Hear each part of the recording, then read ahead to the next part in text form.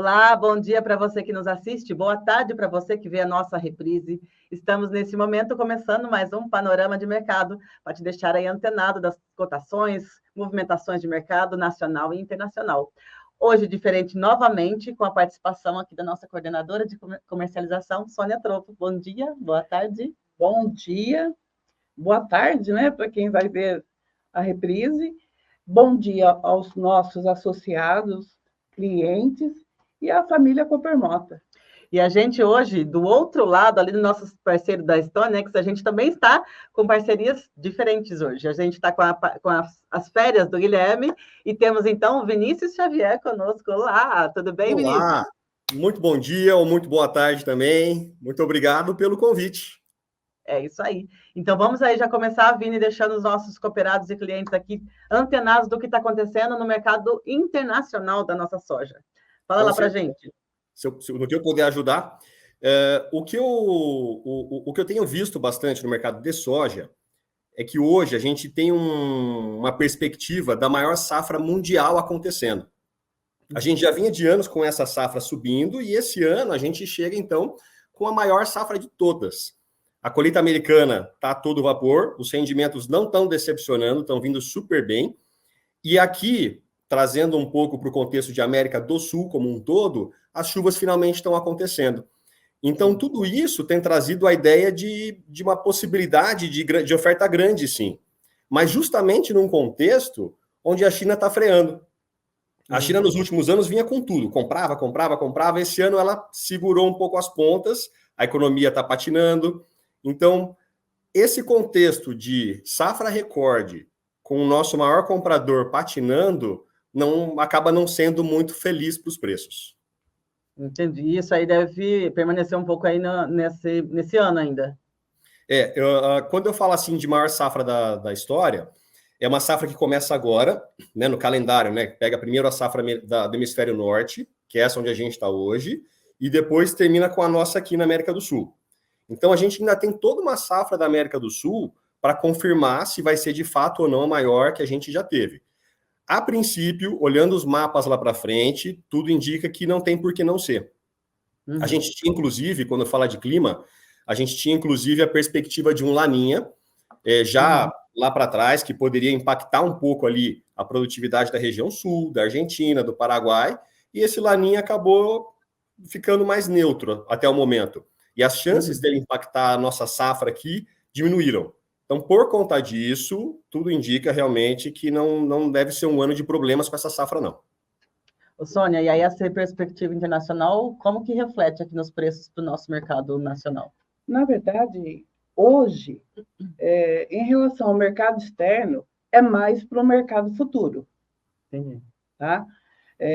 A gente vê as cotações, o mercado futuro.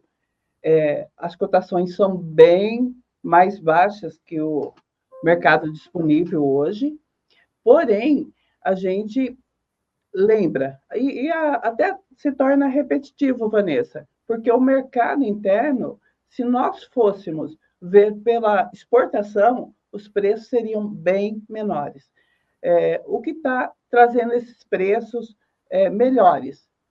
A indústria. Hoje, as vendas, eu acho que o estoque, no geral, da soja está baixo e o pouco que a gente compra, ou que o produtor está vendendo, vai para as indústrias. É onde a gente tem conseguido manter e melhorar um pouquinho a cotação. E aí, assim, esse preço deve se manter nos próximos meses? Como que é a perspectiva do preço? Olha, no caso da indústria, eu acho que a gente ainda tem o novembro, mas a gente não pode deixar de lembrar o produtor que as indústrias fazem a manutenção. E ela paga. Dezembro? Dezembro. Não tem data. Algumas indústrias dezembro e outras janeiro, comecinho de janeiro. Só que o estado de São Paulo, vamos falar para o nosso cooperado, para nós. O estado de São Paulo tem poucas indústrias, diferente de outros tempos. Então, hoje, aqui dentro do estado de São Paulo, eu tenho 3 compradores, somente, da nossa região. Tá certo. Então, aí o preço não deve se manter por muito tempo. A Não, perspectiva. eu acho que é lógico que eles também compram olhando Chicago. Eles olham Chicago, olham o dólar, o prêmio. Porém, há necessidade de soja nesse momento. Uhum. E aí, Vini, a gente voltando aí no nosso mercado internacional novamente, dessa vez com o milho, como que a gente está aí de perspectiva para os próximos quinzenas e meses? Vamos lá. No caso do milho, a gente não deve ter atualmente, né, segundo os últimos dados do USDA, a gente não deve ter a maior safra do mundo, da história, né, que a gente já teve, mas a segunda maior. E logo depois da primeira. Então, ou seja, são duas safras extremamente cheias, uma após a outra. Tá? E o milho ele tem uma dinâmica um pouco mais diferente. Por exemplo, quando a gente fala da soja, a gente ainda fala assim, a China é o principal consumidor, mundialmente falando, e de fato é. No caso do milho, é um mercado mais pulverizado, tanto que a produção também chega a ser quase 3 vezes maior que a produção da soja. Tá? Mas para esse ano, a gente tem um hemisfério norte produzindo super bem no lado ali dos Estados Unidos, a colheita está avançando 100%, com produtividades que não estão decepcionando. No lado da Ásia, a produção chinesa, que é o segundo maior produtor do mundo, também está caminhando bem. A Europa falhou um pouquinho ali na produção, mas já compensou, já tem compensado importando esse milho da Ucrânia. E então, em geral, a gente não tem muito o que dizer de falta de milho ou de perspectivas de curto prazo negativas para isso. Uhum. Então, nesse sentido, sem variação de preços influenciando aí.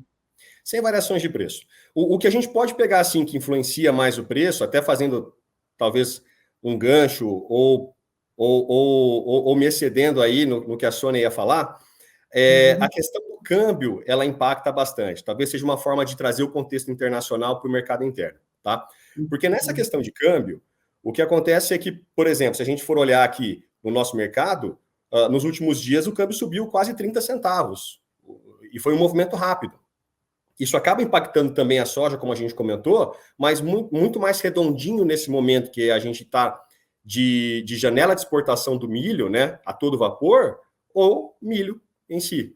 Então, o dólar impacta, se ele continuar subindo, ele vai continuar puxando um pouco mais, e é bom ficar de olho nele também.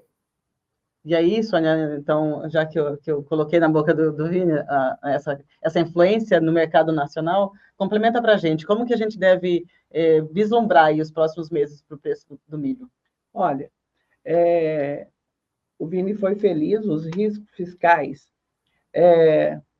não vão sair do radar, né, Vini? O milho,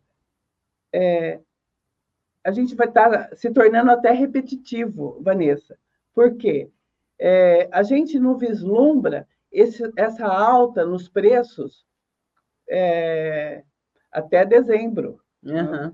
E eu acho que o produtor tem que ficar de olho nas cotações e tem que olhar essas cotações diariamente. Está tendo variação ali. Na verdade, assim, o que está movendo o mercado do milho é a falta de venda do produtor. Está segurando ainda, né? Nós achávamos que essa venda já estaria acontecendo e não está. E isso a nível de Brasil. Uhum. Essa retração do produtor meio que geral, tá? Uhum. Só que ele vai ter que vir para venda em algum momento. Uhum. E aquilo que eu venho colocando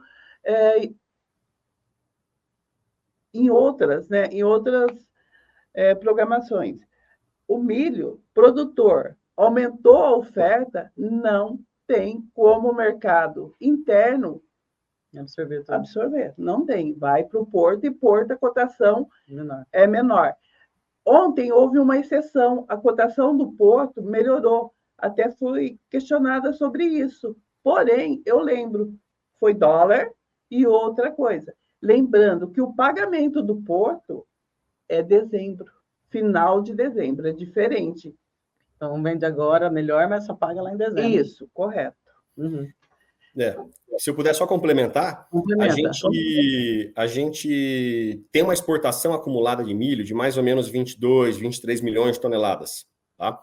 E a perspectiva de que a gente encerre janeiro, que é o fim do calendário do milho no Brasil, né? Ele é de fevereiro a janeiro, com 35.